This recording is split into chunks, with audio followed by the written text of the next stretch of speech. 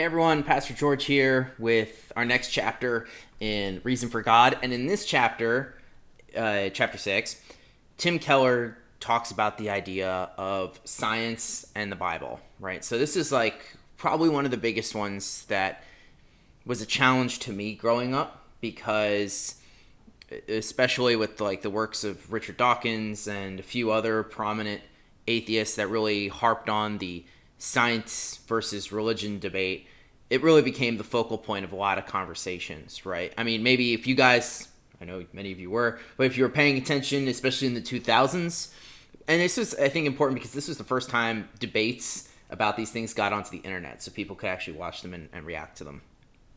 And there were many debates early on between creationists, right, and people who and atheists or skeptics or whatever you want to call the other side, or people who put evolutionary theory forward, right? And this became like one of the dominant themes, and it was a real struggle for people to kind of rationalize these things, because for many of them it was the first time they were encountering some of this data, right? So when you're in your own bubble, you can really kind of believe what you want, but when you kind of get outside of that, you can be exposed to all these things. And I saw many people kind of lose their faith or hear of stories of people losing their faith by encountering these debates and things like that. Obviously, this isn't new, right? This debate has been going on since evolutionary theory, specifically because it's always put against creation. The creation story in Genesis was first proposed, right?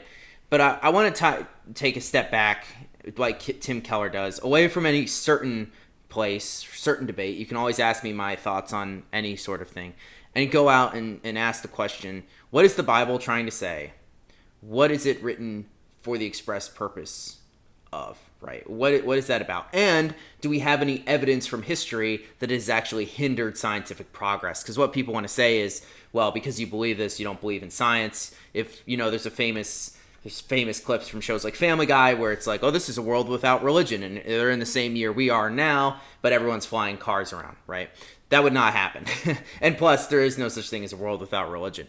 But all that aside, what is the Bible trying to say about these things? Well, when it comes to miracles and things that we can't explain in the Bible, what I want to do is I want to see what the genre and purpose of these things are, right? So when you read Genesis, what is the point of Genesis? Is the point of Genesis to give a literal account of how the world was created? Well, maybe that's a part of it, right? But is that the real part of it? Is that where all the focus of Genesis as a book is? Well, no, right? The focus of Genesis as a book is the starting of Israel and the beginning of the world and God's relationship with mankind, right? That's what the point of Genesis is, to me anyway. And we always get bogged down in the first two chapters when it comes to scientific debate. We can talk about those things, certainly. And I think there are certain things that we can't give ground on when it comes to that, right? But we can be open to multiple readings of this. And two, I think when it comes to these miracles in the Bible, we often take a very modern approach and we just kind of assume people back in the day were dumb, right?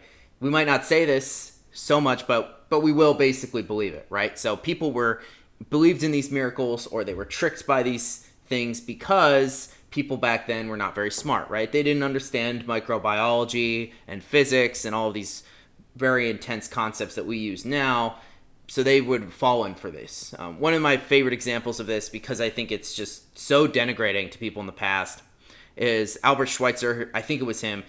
It was some German theologian in the 19th century who was first criticizing the Bible and saying, this can't have happened. We live in a modern age. Jesus, one of the examples he used, Jesus couldn't have walked on water, right? We know people can't walk on water. So how did he tried to explain why people thought it. And he thought that people thought Jesus was walking on water, but in actuality, the tide was low and he was walking on like the ground, but it looked like he was walking on water. And I think that's so funny because it just is like, do you think people back then were idiots? N.T. Wright, who's a scholar that I agree with sometimes and sometimes I disagree with, but he has a great comeback to this type of thinking, especially regarding the resurrection. And he said people back then knew that when you died, you didn't come back, right? We need to remember that people died all the time, And so when something like a resurrection occurs, we can't just be like, oh yeah, they were dumb, right? They would have believed anything. No, they saw their kids die, they saw their parents die. They know that people don't come back from the dead, right? So don't treat people in the past like they're idiots. Try and understand that they sometimes just can't reconcile, like we can, things that they see, especially if they're miraculous.